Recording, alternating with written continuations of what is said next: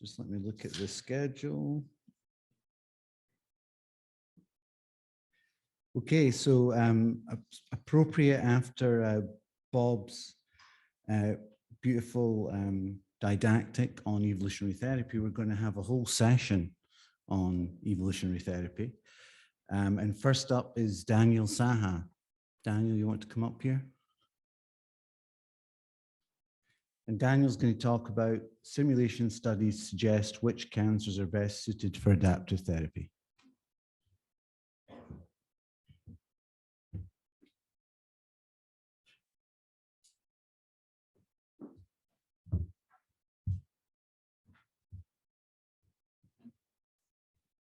Hello, everyone. So I'm going to talk about part of the work which I did as part of my dissertation under the supervision of my Professor Carlo Meli. And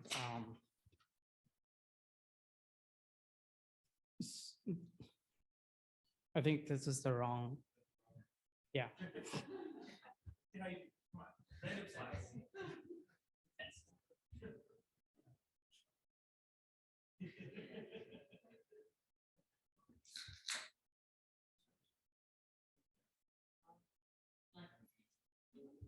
you.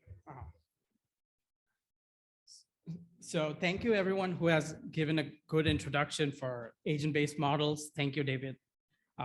Thank you, other people as well.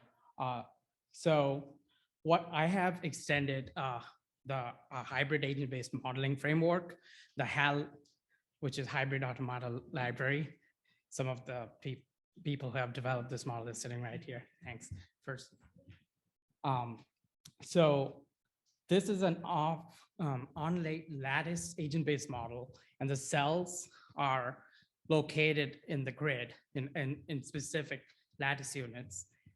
So at every time step of the model, which is 1 hour, and every cell in no particular order would have to go through this flow chart. At first, they will be exposed to the drug, and so they will consume the drug. So the first checkpoint is the death checkpoint. So if it's a cytotoxic drug, which works by killing the cells as a function of the drug concentration, it will work. And if it is a sensitive cell, it will work by killing the cells. But cytostatic drugs, which works by inhibiting cell division, again, as a function of drug concentration, won't be able to exert any effect at this stage. And once a cell is dead, it will be removed. If a cell manages to survive, but on top of that, there is also the background death rate to it, which every cell is subjected to, and that whether or not they're sensitive or resistant, the apoptosis rate. And then if a cell manages to survive, it will have to pass the division checkpoint. And depending on the cell type, a lot of times the fitness cost, which has been very well introduced by Jake. So the fitness cost is something which we can incorporate in our model by having faster division rate for the sensitive cells and slower division rate for the resistant cells in the absence of the drug. And also, now if it's a cytostatic drug, it will inhibit the division rate for sensitive cells. So now if the cell divides, in other words, if a cell is committed to dividing, it will look at the 8-cell Moore neighborhood. And if at least one unit of space is available, it will, if there is a free space available, it will select one of those available spaces at random and create a daughter cell. However, if the tumor is very crowded, we don't really know how the cancer cells behave when they are very close to each other and they are pushing against each other. So to capture this uncertainty, we have incorporated a replacement parameter which takes into account anywhere from 0, which if it's set to 0, it is strict enforcement of contact inhibition, such that even though a dividing cell is committed to division, it won't be able to replace any of the neighbor. Or it could be set to 1, which means it would select one of the neighboring cells in the Moore neighborhood and replace it such that that cell ceases to exist and our daughter cell is created at that position. Regardless, once a cell divides, the daughter cells after division can mutate.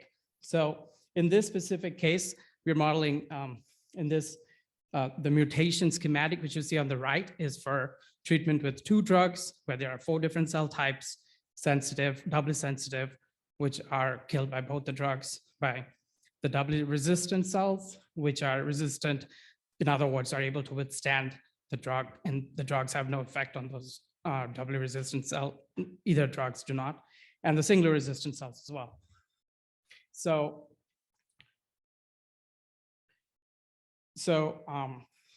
as you can see, the mutation, so the mutation is reversible. So doubly sensitive cells can become doubly resistant in 1 step, or through an intermediate step where it first acquires resistance to the first drug, and then it acquires the resistance to the second drug.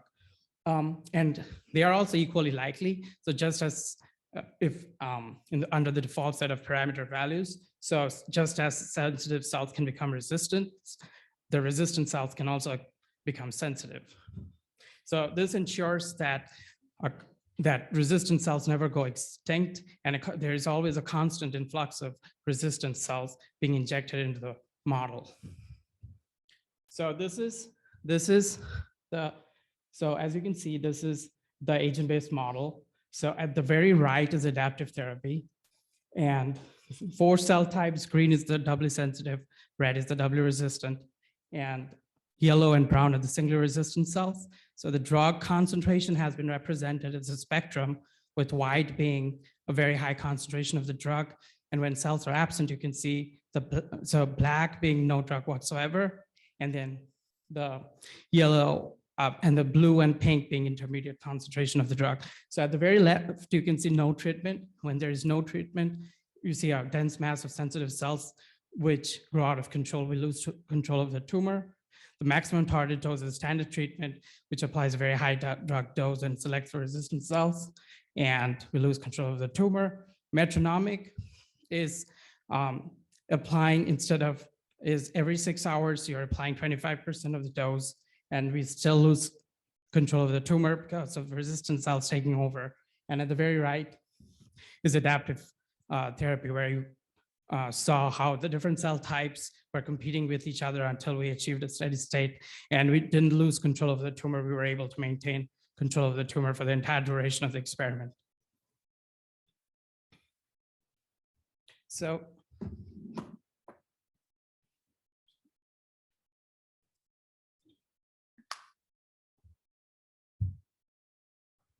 So I have explored multiple protocols for doing adaptive therapy, both for single drugs and multiple 2 drugs, and Carla will talk more about those. So I will, very briefly, I will talk about the parameter exploration I did with the fitness cost, which turns out to be an important parameter, which would determine whether or not adaptive therapy would be able to significantly improve the progression-free survival outcome relative to standard treatment at maximum targeted dose. So this DM, very, very briefly, generally speaking, adaptive therapy requires regular monitoring of tumor burden. And then based on how the tumor is responding in the previous treatment cycle, you're either adjusting the dose for dose modulation DM protocols, or you are making a decision whether or not you are going to administer a constant amount of the drug for fixed dose FD protocols. So the ping pong on progression is such that you start treatment with one drug 1 at MTD, and you keep on you keep on using that drug until the tumor burden exceeds above a certain threshold, which is 10% for the default set of parameter values. At which point you bring the second drug and then treat it in the same way. And then you keep on switching the drugs. So that's why it's called ping pong, because you're never applying both the drugs at the same time, but also you are switching the drugs when there is a progression. So we look at the parameter fitness cost, explore the parameter, the fitness cost all the way from 1.7 times, 2.5, 5, and 7-fold. The standard treatment being represented in solid lines and the adaptive in dashed lines. And as you can see, for 1.7 and 2.5, there is no benefit to using adaptive therapy. It's not significant, the difference. But when you have a fitness cost of 5 times or 7 times, their adaptive therapy significantly improves progression-free survival outcome over standard treatment. And the effect is more pronounced for 7 times than 5 times. Now that on the left is the cytotoxic drug, and on the right is cytostatic drugs with the same treatment protocol. And now as you can see, for cytostatic drugs, with this, when we are switching drugs, it turns out you can see a benefit even at a very low fitness cost of 1.7 times, although it's marginal. And 2.5 times, there's a little bit of increase, but 5 times and 7 times, they are almost perfect, which basically means there is 100% survival for all the test subjects. But we maintain control for all the test subjects throughout the duration of the experiment, for most of them. With the 7-fold, there's a perfect survival. With a 5-fold, it's near perfect. So this points out how important is fitness cost, the parameter. And so adaptive therapy seems to work better when there is a high fitness cost. Now, this is what some exploration around the replacement cost parameter. So zero replacement is strict enforcement of contact inhibition, and then 50% is, 100% is when a dividing cell will choose a neighboring cell at random to replace, and 50% is you have contact inhibition in 50% cases, and in the other 50% cases, they would be able to replace a neighboring cell. So as you can see, the 0%, 50%, and 100%, again, the standard treatment being depicted in solid lines and adaptive in dashed lines. In this case, the side of 0%, 50%, and 100 both are doing significantly better than the standard treatment. But if you look at the focusing on the cytostatic drugs on this right-hand panel, you'll see that there is a trend that 0%, 50% is better than 0%, and 100% is better than 50%.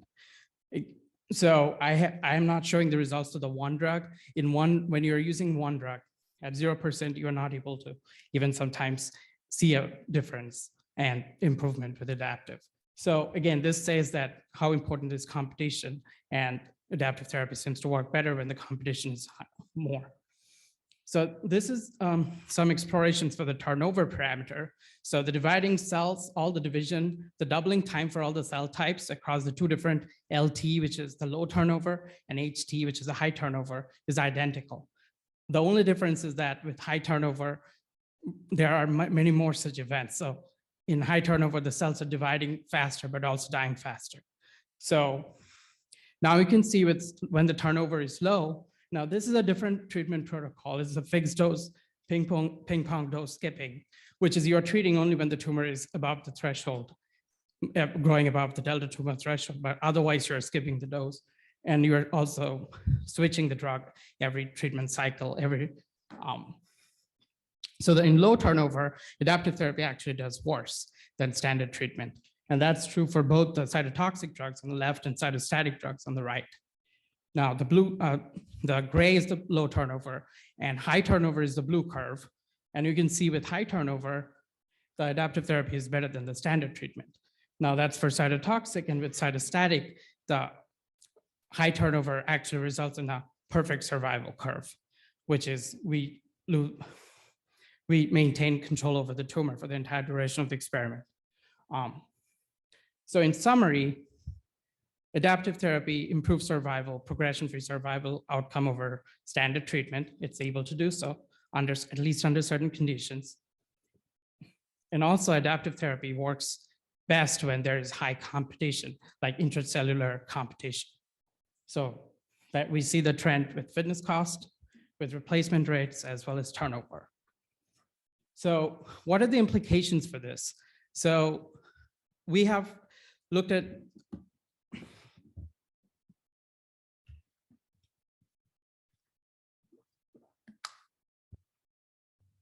so as we know, intratumoral heterogeneity is a very important indicator of whether or not how the tumor is going to, the tumor dynamics. And so these results seem to point out that if we are able to find a good assay for measuring intratumoral heterogeneity or any known resistance markers, which can foretell whether or not that would have a prognostic power, because they would be able to foretell whether or not adaptive therapy will work with that particular patient. So this kind of is leading us towards making cancer like personalized as opposed to like one size fits all. And so based on these results, we predict that if we have tumors which are higher proliferation, which have higher proliferation than apoptosis, adaptive therapy will work better with those. So, and also if we can find other indicators for measuring cellular competition, those would be able to potentially predict whether adaptive therapy is going to be better than the standard treatment. So just leaving with a very thought exercise, because it turns out that the turnover parameter is really important. So one of the things which we have been thinking of is we'll be assaying for the proliferative marker Ki67, and in conjunction with the apoptosis marker caspase-3, and based on that, we would probably be able to identify the patients whose tumors are exhibiting a high turnover versus low turnover.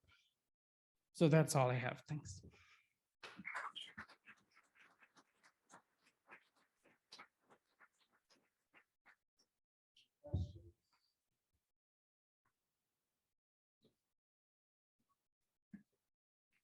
Very nice, Daniel. I might have missed it. Did you ever think about doing a cytostatic drug and then a cytotoxic drug? Or was it always cytotoxic, cytotoxic, cytostatic, cytostatic?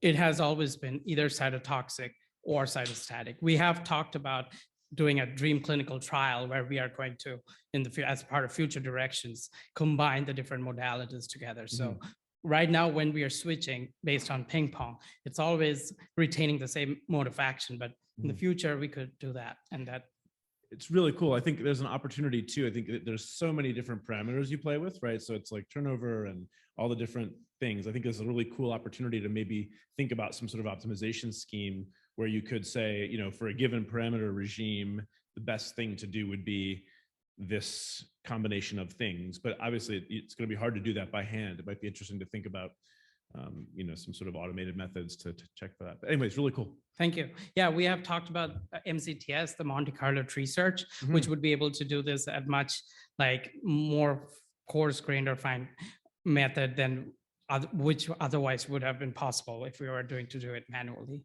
So yeah, that's a very cool future direction. Super cool. Nice work, Dan.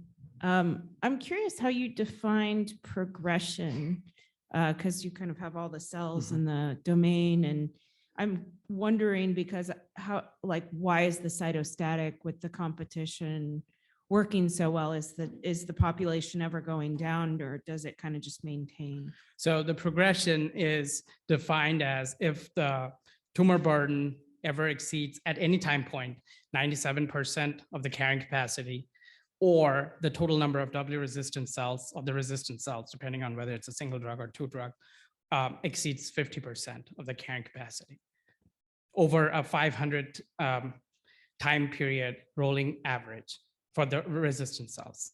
So why do you think the cytostatic with competition works so well? It's because of the clonal competition. So I think Carla has some slides where. Oh, okay, great. Thank you. Yeah, very, very interesting. Actually, just to follow up on that question, you have a grid, a finite grid, and it seems to be in all of your therapy things, the grid is filled. So what does constitute a success? Because if the grid is filled, it's filled. So a lot of times we see steady state. So, and we have also increased the grid size, and it hasn't really changed the results qualitatively.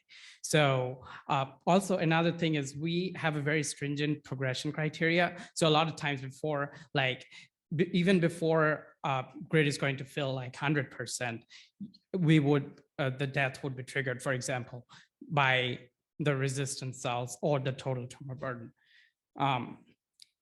So is the difference between adaptive and other therapies that with one case you have mostly sensitive cells that fill the grid and the other one resistant cells?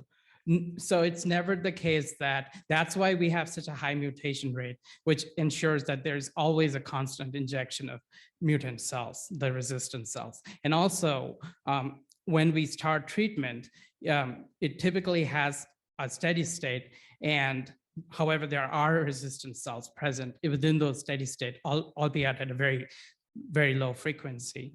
And so if you assume no steady state, what would happen? If you assume there's a huge grid?